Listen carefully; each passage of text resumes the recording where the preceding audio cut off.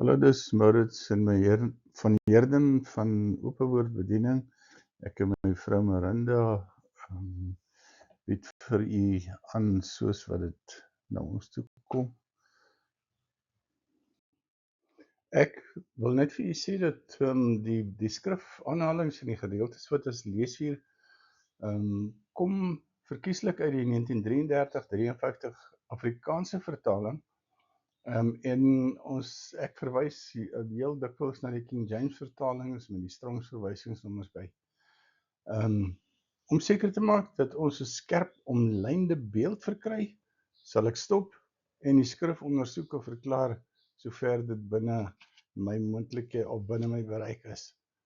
Ons het nodig, as ons besig raak met die skrifte en veral die boek Openbaring, dat ons harte, ons verstand en ons ore tot beskikking van die Heilige Gees stel, want dit is die poorte waardeur die openbarings wat vervat is in die boek op ons harte geskryf kan word.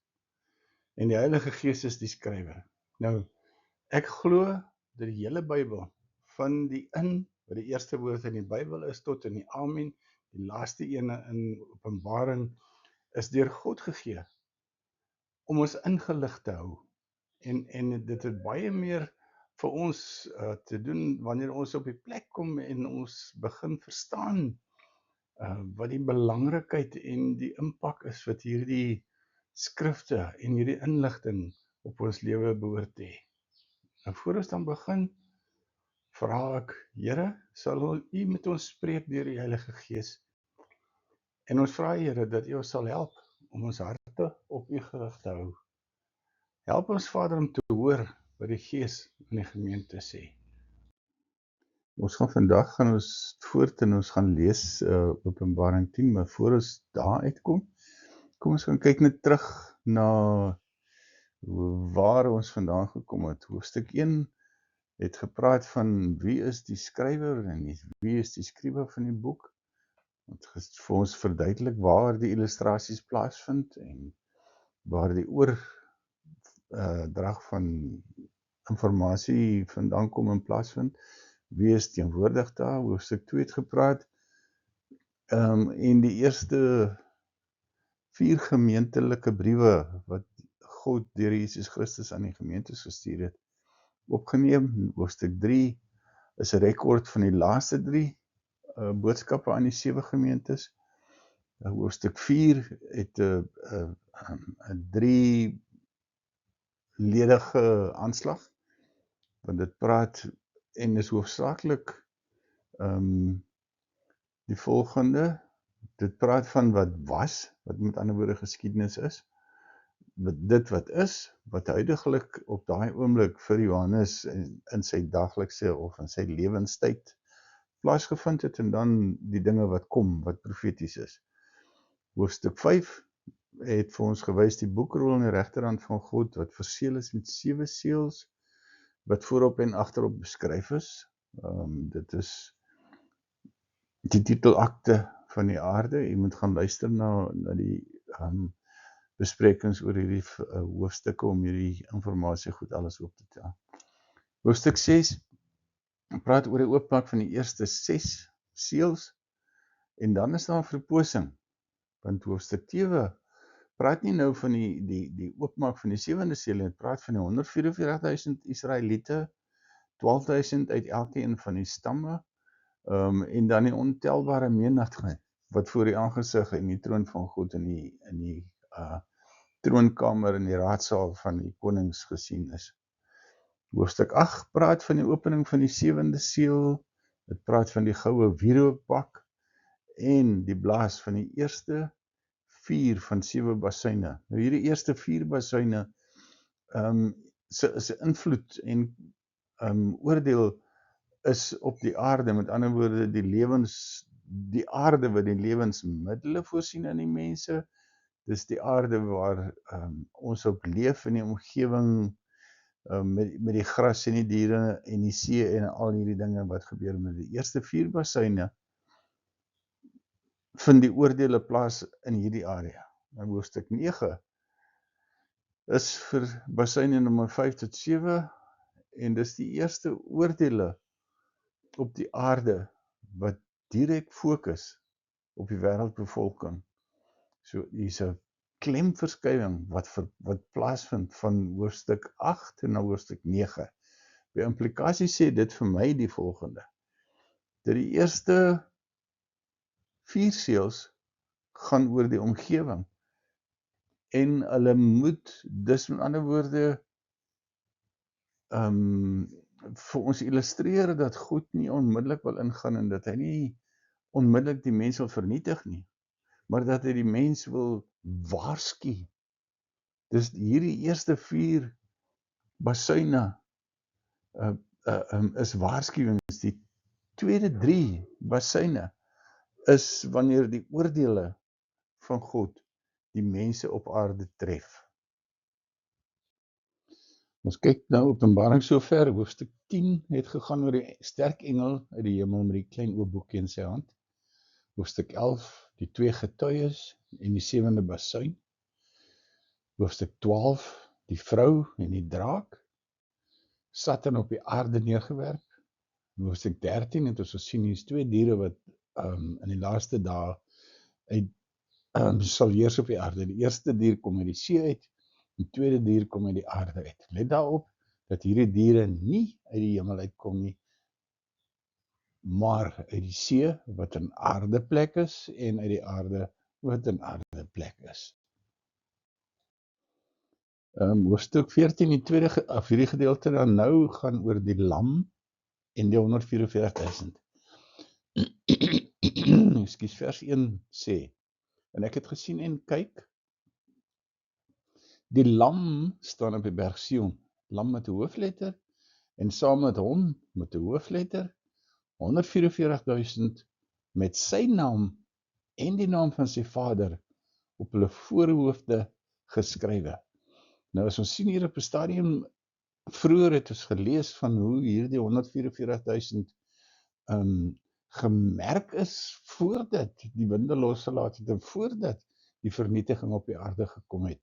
En dat hierdie 144.000 bestaan uit 12.000 uit elke een van die 12 stamme van Israel. Okay. Kyk waar is hulle? Hulle staan op die berg Sion. Kom ons lees 'n bietjie verder. Vers 2. En ek het 'n geluid uit die hemel gehoor, soos die geluid van baie waters en soos die geluid van 'n harde donderslag. En ek het die geluid gehoor van siterspelers wat speel op hulle siters. En hierdie hulle waarna verwys word, is dan nou hierdie 144.000 het voor die troon, voor die 4 lewende wesens en die ouderlinge gesing en niemand kon die lied leer nie behalwe die 144.000 wat van die aarde vrygekoop is. Let op hierdie gedeelte asseblief. Die 4 lewende wesens en die ouderlinge. As ek reg onthou, is daar nog nooit verwys na hierdie 2 groepe, die 4 lewende wesens wat voor die troon van God is en die ouderlinge wat om die troon van God is, op enige plek anderste as in die hemel nie. Uit dit uit wil ek nou vir jou sê en wil ek aflei dat die lam wat op die berg Sion staan het, hierdie Sion is nie die berg Sion in Jerusalem nie. Hierdie is die berg Sion waarvan Jerusalem 'n afskynsel is. Hierdie is die perfekte Sion. Dis die berg Sion waar God sy troon en die 144.000 voor hom nou staan, waar die 4 lewende wesens en die ouderlinge is. en kyk mooi, en dit sê in vers 3, niemand kon die lied leer nie behalwe die 144.000 wat van die aarde vrygekoop is. Kyk mooi, hulle is van die aarde vrygekoop. So hierdie 144.000 staan in die hemel. Hierdie gedeelte van die lam wat Jesus Christus is en die 144.000 is iets wat Johannes nie sien op die aarde nie. Hy sien dit ook nie in die wolke nie. Maar hy sien hulle in die hemel, want hulle is van die aarde vrygekoop, in die laaste gedeelte van vers 3. Vers 4 sê, en dit is hulle, wat hulself met vroue nie besoedel het nie. Nou, die besoedeling vir my gaan nie so groot oor die omgang tussen 'n man en vrou wat natuurlik is nie, maar dit gaan eerder daarom dat die begeertes van die mens of die manne en hierdie ouens verdeeld kon geraak het, en dat hulle minder op Jesus sou kon fokus, want 'n mens het 'n natuurlike neiging om te dink aan die persoon wat saam met jou hierdie lewenspad bewandel. Hulle is magtelik rein. Nou, hierdie is ook 'n definisie dan van wat reinheid regtig beteken, is om nie besoedel te wees nie. Met ander woorde, om onverdeelde aandag te hê. En dan sê vers 4 in die tweede gedeelte, dis hulle wat die lam volg, waar hy ook heen gaan. Hulle volg Jesus, waar Jesus heen gaan. Hulle is vrygekoop vanuit die mense, as eerstelinge vir God in die lam. En hulle kyk baie mooi na hierdie ding. Hulle aanvanklike verkiesing was vanuit die volk Israel, maar nou in vers 14 staan daar, hulle is uit die mense as eerstelinge vir God in die lam gekies. In hulle mond is daar geen bedrog gevind nie, want hulle is sonder gebrek voor die troon van God. Openbaring 14 vers 6, nou kom ons by 'n ander gedeelte. Onthou, en ek wil hê, jy moet asseblief let op die plekke in hoofstuk 14, waar hierdie, ek sê, rolspelers as dit ware is. Die eerste plek was die 144.000 saam met die lam van God, voor die aangesig in die troon van God, want hulle is voor die 4 lewende wesens en die 24 ouderlinge, wat nêrens anders te sien is nie, behalwe in die hemel, by die hemelse tempel. In vers 6 staan nou, en ek het 'n ander engel in die middel van die lug sien vlieg met 'n ewige evangelie om te verkondig aan die bewoners van die aarde en aan alle nasies en stamme en tale en volke. Ekskuus, kom ons stop net hierso. Kyk na dit. Dis 'n engel. Waar is hy? Hy vlieg in die middel van die lug met die ewige evangelie om te verkondig. Wat is hierdie ewige evangelie? Aan wie? Aan die bewoners van die aarde, alle stamme en nasies en tale en volke. Nou, die plek waar die bewoners van die aarde is duidelik, en altyd op die aarde. Alle nasies, alle stamme, alle tale, alle volke. En kyk mooi, nou is daar nie 'n evangelie wat verkondig word op die aarde deur 144.000 of deur ander predikers nie, maar hierdie engel, en ek glo dat hierdie engel se boodskap gehoor en verstaan gaan word deur hulle wat nie deel gemaak het van die wegraping nie. Want hy kom, hierdie engel, kom en verkondig die evangelie aan die bewoners van die aarde. Dis die ewige evangelie, dis een wat in ander woorde daar was van die begin van die skepping af en steeds van krag is. Die evangelie, die nuwe verbonds evangelie is dat God 'n bloedverbond met elke persoon wil aangaan deur die bloed van Jesus te gebruik of toe te laat om die ongeregtighede van die individu uit te wis. Wie kies om Jesus as hulle persoonlike saligmaker, as die een wat in hulle plek gestaan het, te ontvang en te eer. En hier staan hierdie engel, maar hy verkondig dieselfde evangelie nog. Nou, wat is hierdie evangelie verder dan? Die evangelie is verseker, jy moet die Here jou God lief hê, met jou hele hart, jou hele siel, jou hele verstand en al jou krag. Want uit dit uit spruit die hele skepping en die mense denke en word dit gerig. Kyk, kom ons kyk na vers 7. En hierdie Engels roep hierso sy boodskap. En hy het met 'n groot stem gesê, vrees God, ander woorde eer en verheerlik God. Moenie teen hom praat en sy naam gebruik asof dit 'n vloekwoord is of 'n kragwoord, wat jy kan misbruik soos jy wil, omdat jy nie verder iets anders te kan sê wat kragtig genoeg is nie. Gee aan hom die heerlikheid, want die uur van sy oordeel het gekom. Hierdie engel sê met ander woorde, vrees God, gee hom eerlikheid, want die uur van die oordeel van God oor die nasies, volke, tale, stamme en die bewoners van die aarde het gekom. Aanbid hom wat in die hemel, of aanbid hom wat die hemel en die aarde en die see en die waterfonteine gemaak het, die skepper van alles. En dan hierdie vers 7 het ten doel om 'n mens los te maak van die siening van die grootsheid van die skepping en die dinge wat om ons is. Om ons bewus te maak en bewus te hou daarvan dat daar kom 'n tyd wanneer die fase of die era van die mense aarde se bestaan op aarde tot ten einde gaan loop.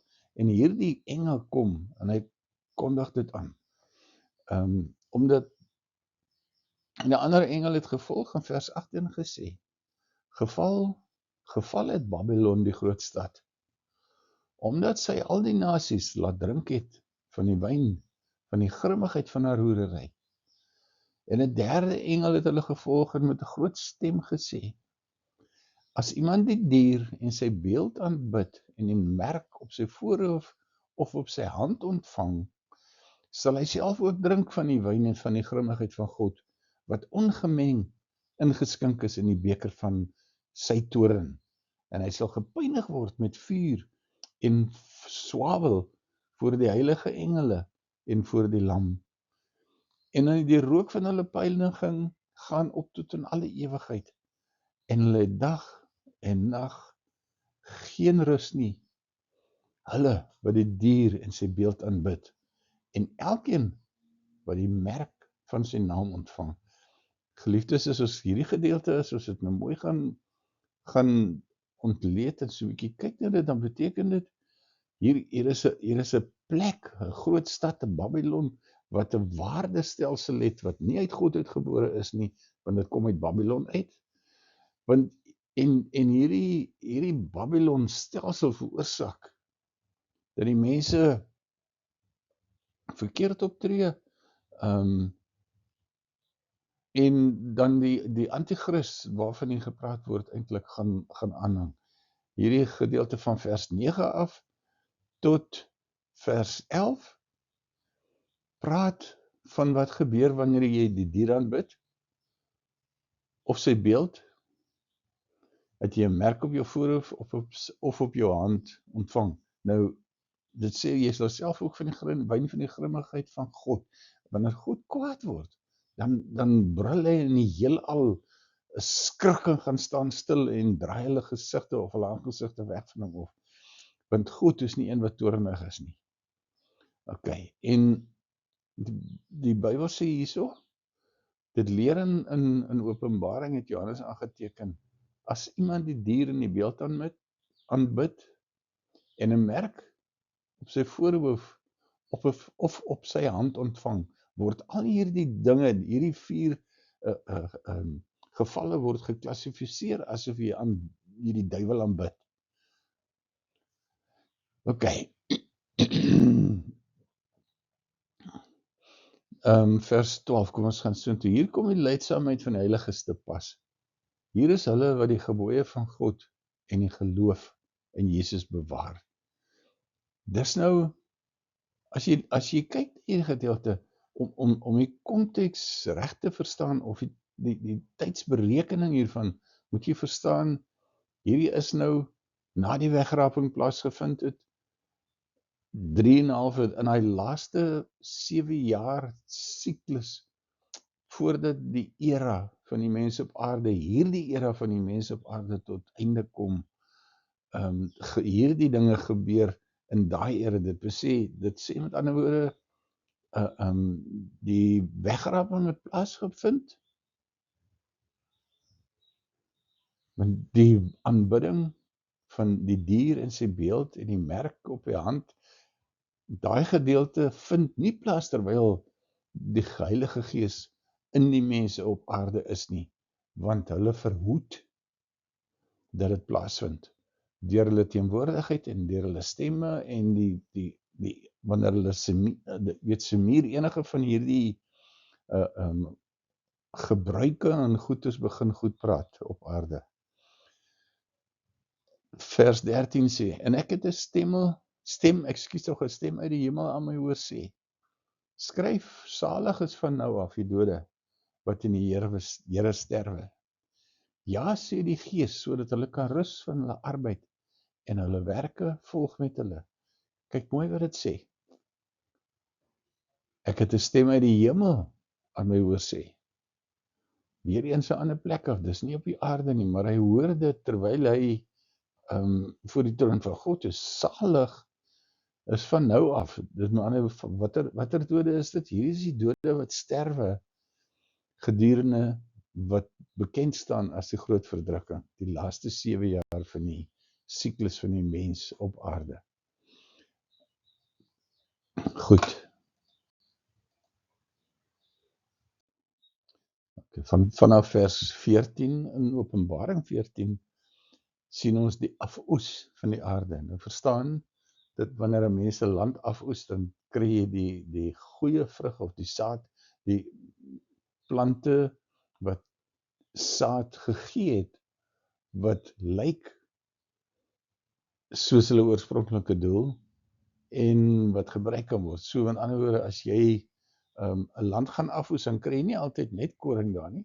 Daar's onkruid ook tussenin baie keer. Right, so hierso, wanneer dit praat van die afoes van die aarde, dan sê dit nadat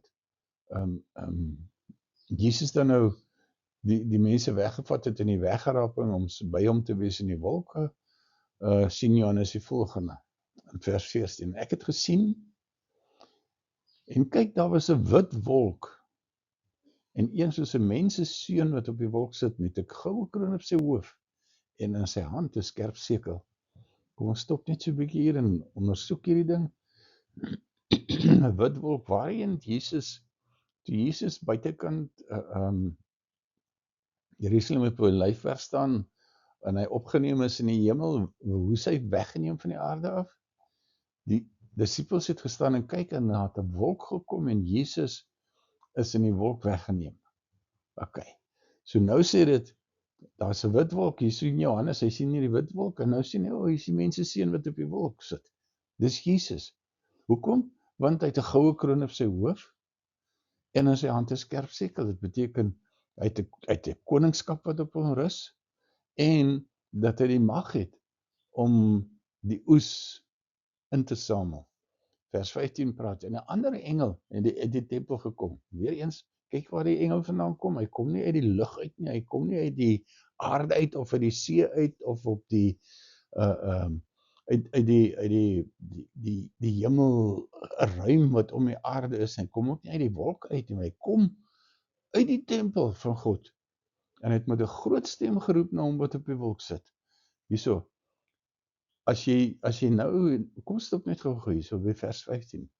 Want hier sien 'n mens eintlik wat Paulus omskryf in 1 Tessalonisense 4 wanneer hy praat van die wegraping. Want dit sê dat Jesus sal van die hemel af neerdal met die geroep van 'n aardse engel en met die trompet of die basuin van God, en hy sal hulle kom wegvat, hy sal hulle kom wat hom dien en wat deur hom waardig geag word en wat op hom vertrou daarvoor wegneem van die aarde. Maar hier sien ons dieselfde ding. Hierso vers 15 praat hierdie ander engel. Dis nou 'n engel uit die hemel gekom het. Nou onthou altyd dat 'n engel het geen geen moontlikheid om te luister na enige iemand behalwe God nie. As hy uit die tempel van God uitkom, is hy deur God gestuur, en hy roep met 'n groot stem na hom, wat op die wolk sit. Hy roep na Jesus, hy sê, slaan die sekel in en maai, want die uur het vir u gekom om te maai, omdat die oes van die aarde oorryp geword het. En hy het, wat op die wolk sit, het sy sekel oor die aarde laat gaan, en die aarde is afgemaai. Kom ons kyk net mooi hier. Dit sê hierso, vers 15, dat Jesus, of vers 14 sê, Jesus sit op die wolk met die sekel in sy hand, en met die kroon op sy hoof, die kroon aan die koningskap. Nou kom hierdie engel uit die tempel uit. Onthou Jesus sê, niemand weet wanneer hierdie wederkoms of die einde sal aanbreek nie, behalwe God self. Maar hier kom God, en nou kom kondig hy dit aan, en hy sê, slaan die sekel in en maai, want die uur het vir u gekom om te maai, omdat die oes van die aarde oorryp geword het.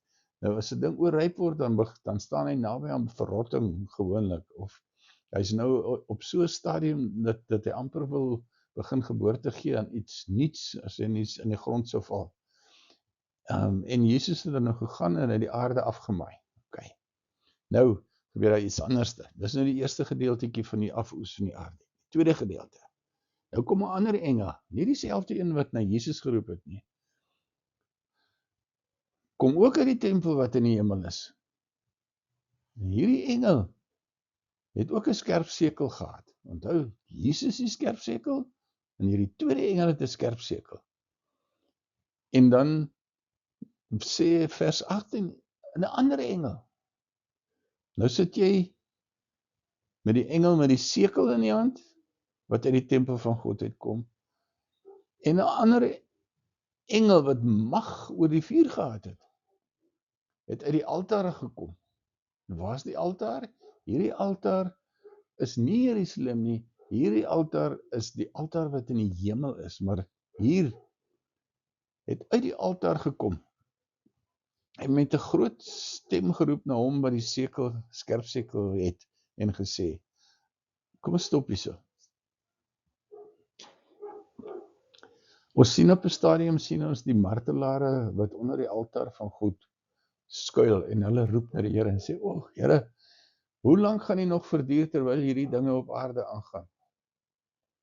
En die Here sê vir hulle, wees geduldig, nog 'n klein tydjie, dan sal hierdie dinge tot 'n einde kom, en dit sal tot 'n einde kom wanneer almal wat soos julle gesterf het en doodgemaak is, terwille van julle getuienis aangaande die koninkryk van God en van my, dan sal die volheid van die tyd aanbreek. En nou sien ons hier kom hierdie engel uit die altaar uit,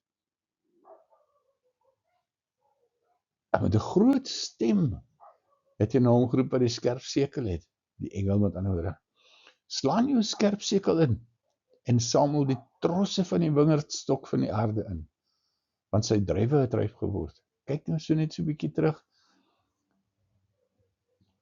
vers 14 of vers 15, die oes van die aarde het oorryp geword. Dit praat van die oes in die algemeen, maar vers 18 praat spesifiek en verwys spesifiek daarin die trosse van die wingerdstok van die aarde, want sy druiwe het ryp geword. En die engel het sy sekel oor die aarde laat gaan, en die wingerdstok van die aarde afgeoes. Kyk waar gaan dit heen, en dit is gegooi in die groot parskuip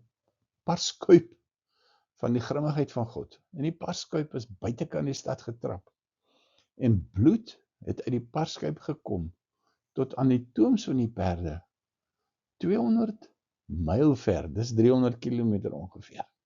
Nou, hier word verwys na die drie engele. Die eerste een se boodskap is 'n boodskap van 'n permanente of 'n baie lang evangelie. Ekskuus, en dan kom hierso in vers 14, kom Jesus en hy maai die aarde af om die oes in te samel, die hemelse of die oes wat vir die koninkryk van God en die hemel iets gaan beteken.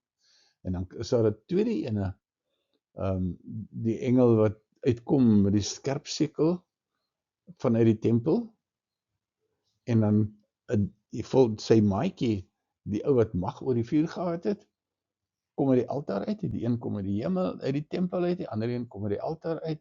Al twee hierdie plekke is in die hemel, hulle is nie op aarde nie. En met 'n groot stem geroep, en nou slaan die tweede engel slaan sy sekel in, en saam met die trosse van die wingerdstok van die aarde in. En die engel het sy sekel oor die aarde laat gaan, en die oes, of dit wat hy afgeoes het, is in die parskyp van die grimmigheid van God gegooi. So ons moet 'n duidelike onderskeid maak hier so tussen die twee gebeure. Dis nie dieselfde ding nie, hulle mag in dieselfde tydvak gebeur en opvolg op mekaar, maar is nie noodwendig dieselfde gebeurtenis. Nou ek hoor graag van u as u enige kritiek, opbouende kritiek asseblief oor hierdie spesifieke skrifgedeelte het, of as die informasie en openbaring het wat God u gegee het, wat die Here vir u gegee het, om toe te voeg tot dit wat hier opgeteken is. As jy so iets het, skryf aan my by openmywoord@gmail.com, openmywoord@gmail.com. Kyk aan die onderkant van hierdie skyfie is daar die adres. Stuur dit soontoe, ek hoor graag van u, lees graag u openbaring, sodat ek ook 'n groter insig kan verkry. Seën van die Here op u. Dankie Vader, dat ons hierdie geleentheid gehad het om hierdie boodskap of hierdie hoofstuk ook te kon lees, en alhoewel daar baie dinge is wat ons nie sien en verstaan nog nie, Here, bid ek dat u deur u Gees op ons harte en ons gemoed en ons menswees sal broei, en ons sal openbaar die dinge wat noodsaaklik is om weg te neem met dit. Ek bid dit in die naam van die Koning van die Konings, Jesus Christus, ons Here. Amen.